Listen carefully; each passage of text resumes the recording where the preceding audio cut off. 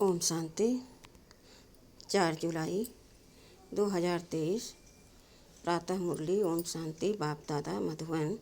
मीठे बच्चे, भोलानाथ बाबा आए हैं भक्तों को भक्ति का फल देने। उन्हें अगर अगम निगम का भेद सुनाकर मुक्ति, जीवन मुक्ति का वर्षा देने।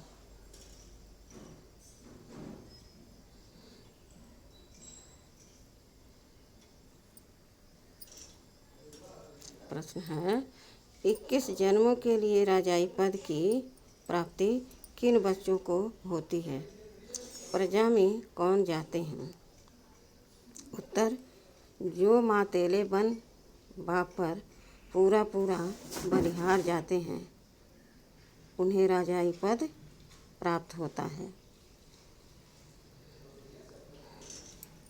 और जो सौतेले हैं, बलिहार नहीं जाते हैं, वो 21 जन्म ही प्रजा में चले जाते हैं। तुम श्रीमत पर चल अपने ही योग बल से राजाई का तिलक लेते हो। यहाँ हथियार आदि की बात नहीं। तुम्हें बुद्धि योग बल से माया जीत जगत जीत बनना है। गीत है, भोलेनाथ से निराला। ओम शांति। देखो क्या कहते हैं, भक्तों की रक्षा करने वाला तो जरूर भक्त कोई आफत में आए हुए हैं।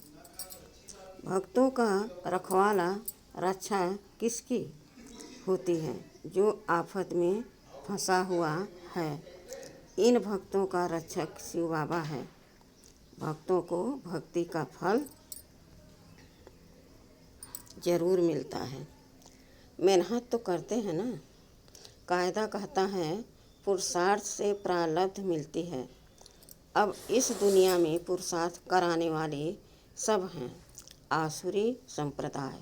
वास्तव में पुरुषार्थ कराने वाला चाहिए। कोई अच्छा सच्चा पुरुषार्थ सिर्फ एक भोलानाथ बाप ही कराते हैं। जिस्मानी लौकिक माँ बाप टीचर सभी हद का पुरुषार्थ कराते हैं। बेहद की नॉलेज कोई दे न सके। भल कोई बैरिस्टर जज बनेंगे, फिर दूसरे जन्म में नीए सिर पुरुषार्थ करना पड़े। बैरिस्टर तो कायम नहीं रहेंगे। प्रारब्ध तो कुछ न बनी नहीं।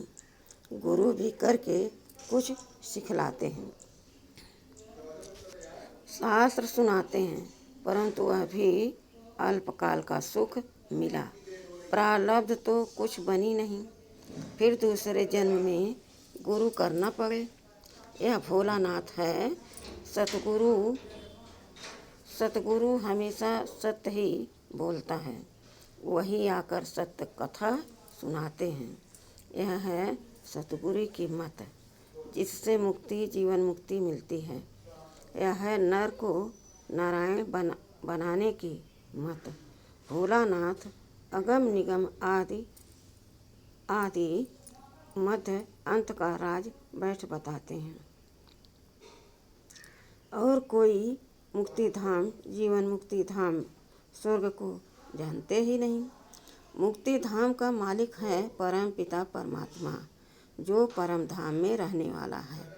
अब बच्चों को मत मिलती है। बाबा ने बार बार समझाया है कि यह बाप टीचर गुरु है।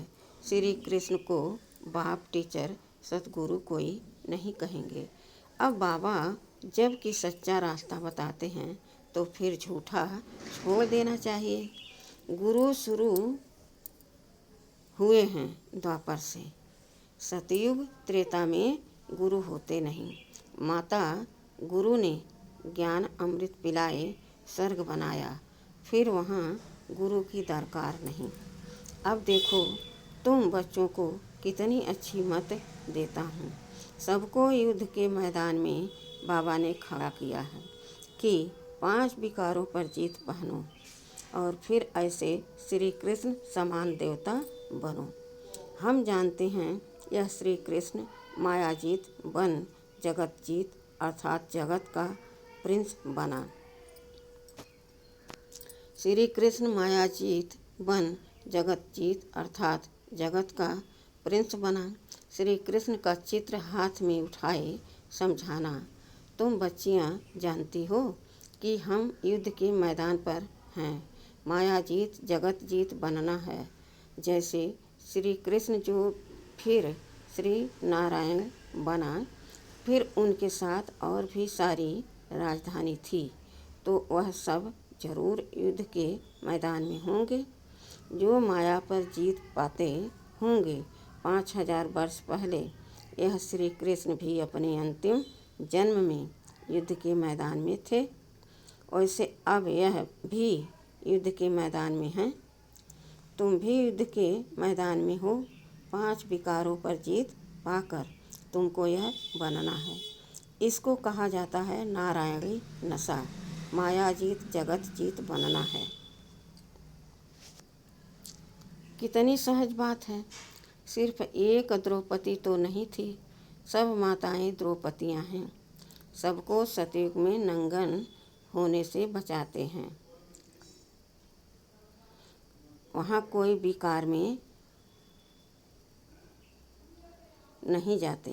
कहेंगे भला तब बच्चे कैसे पैदा होंगे? अरे वह तो पवित्र दुनिया है। तुम सन्यासी लोग घर बार छोड़ते हो तो फिर दुनिया खत्म हो जाती है क्या? दुनिया तो बढ़ती रहती।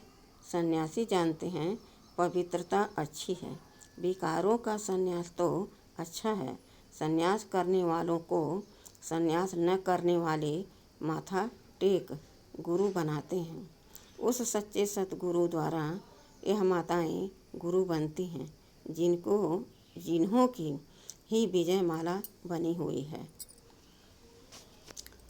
बाबा कहते हैं बच्चे तुम पढ़कर पद पाओ। अब बाप ने युद्ध के मैदान में खड़ा किया है श्री कृष्ण जैसा बनाने के लिए। उनकी सारी राजधानी है। प्रिंस प्रिंसेस तो होंगे ना।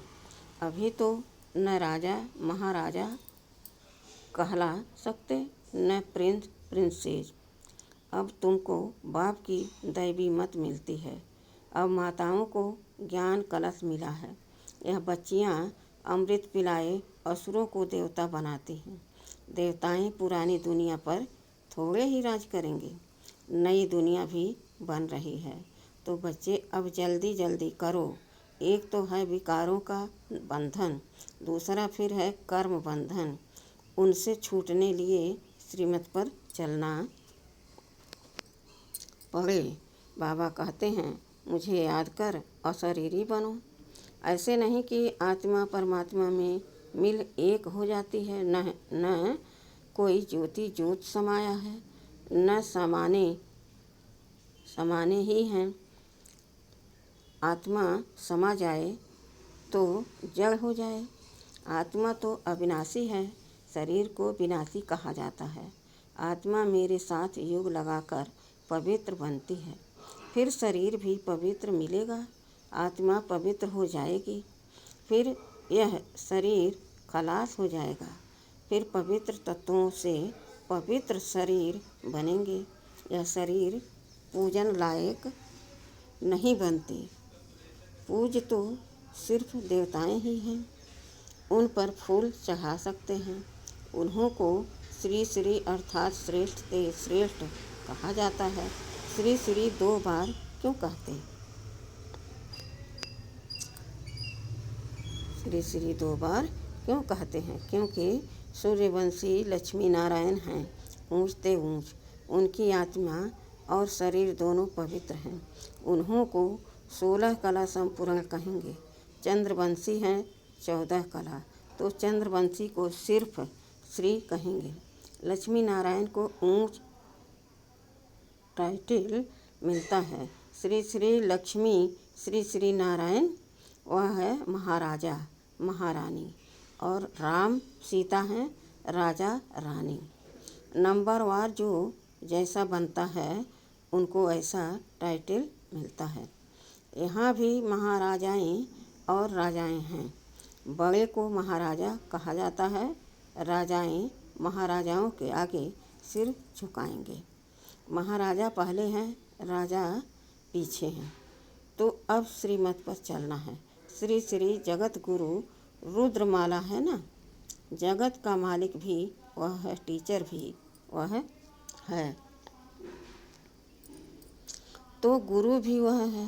ऐसे बाबा को याद करना पड़े। कहते हैं बंधन है कोई छुड़ावे, तोते का मिसाल। अरे भगवान कहते हैं अब मैं तुमको लेने आया हूँ, तुम सिर्फ अंगुली पकड़ो, वह जो कहें सो करो। पवित्र तो जरूर बनना पड़े। इस कब्रिस्तान को क्या याद करना है? रहना भल यहाँ है, परंतु सिर्फ बुद्धि योग वहाँ लगाना है। इसको कहा जाता है शांति धाम, सुख धाम को याद करना। नष्टो मोहा भी बनना है। वह है पतियों का पति, बापों का बाप, गुरुओं का गुरु। तो ऐसा श्री कृष्ण बनने लिए मेहनत करनी पड़ी। कल्प पहले भी पुरुषार्थ किया था और सतयुग की राजधानी स्थापन हुई थी, फिर हो रही है।